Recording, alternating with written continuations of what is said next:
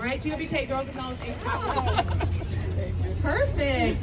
Good afternoon, everyone. I'm Congresswoman Grace Meng, and so proud to represent the area of Forest Hills and surrounding areas of Queens in Washington, D.C., and super thrilled to be here to make sure that our good friend and our leader, Lynn Shulman, becomes our next councilwoman. I know there are a lot of people today, from labor leaders to longtime community leaders, religious leaders, small business owners, who have played a crucial role in helping Lynn get where she is today. But I also want to give a special shout out to so many of the women of Forest Hills, the women in Queens. And I know Sharon spoke before, we have Nina Kulkarni, so many, I'm going to get in trouble by naming names. But they have not only helped our community and our city elect more women, they have literally worked their asses off for the last 4 years. Yes! And a lot of time in their living rooms talking about this, sorry. They have literally spent so much time and effort and energy in the last 4 years to help our country win back the House, the Senate, and the White House. And so I just want to, especially as we're here in our district in Forest Hills and Queens, to give them a special shout out. We cannot take this election for granted. Lynn cannot just win. She has to win by a very large margin. We have to send a signal to leaders in government, locally and throughout the country, that we are going to do everything we can to protect a woman's right to choose. You can clap for that? Yeah. Our communities are under attack.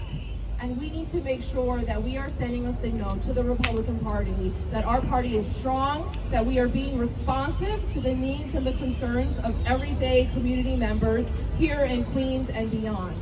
I've been so proud to support Lynn. I've known Lynn for a few years now. I have watched Lynn work on the ground way before she was a candidate, before the cameras were ever turned on, and she has so much experience. Our district is incredibly fortunate to have a candidate like Lynn be there in City Hall fighting for our district.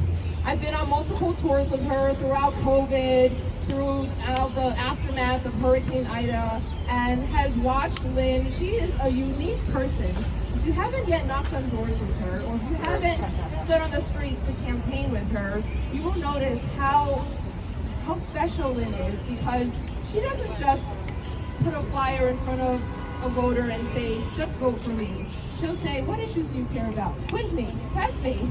And it's a very educational experience every single time she talks to a voter, and a very uplifting experience. And that is exactly what our community needs. And we are so fortunate. So we have to do what it takes to get her elected, which means the work that is going to be done after this rally, to knock on doors, make phone calls, send emails, send texts. We're going to do everything we can to make sure that Lynn wins with the highest margin ever. So can't wait to hear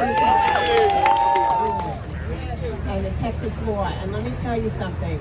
People think Texas can't happen here, but it can.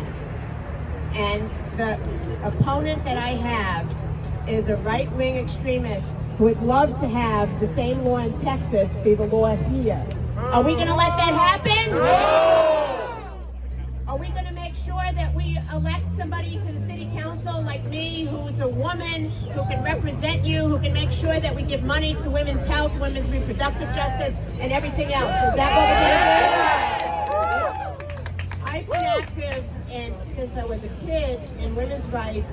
I marched in Washington in the 70s, 80s, and 90s for women's rights. And you know what? We can't go backward.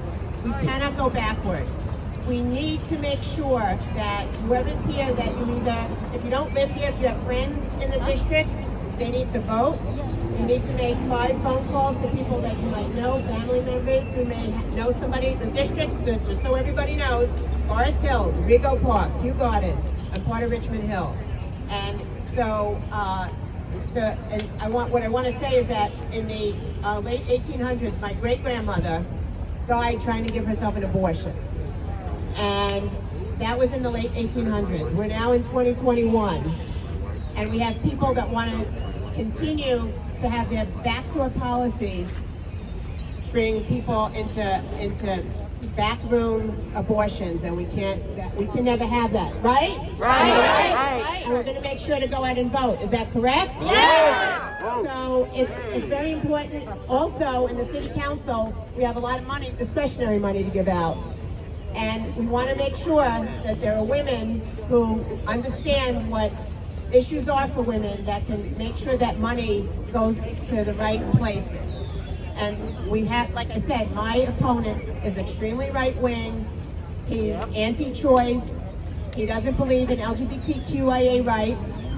And he's making some inroads, so we have to make sure, even in this district, we have to make sure we do that. I want to acknowledge somebody who is going to be a little bit embarrassed. There's a woman named Starla Idell, she's right over there. Don't, Starla, don't.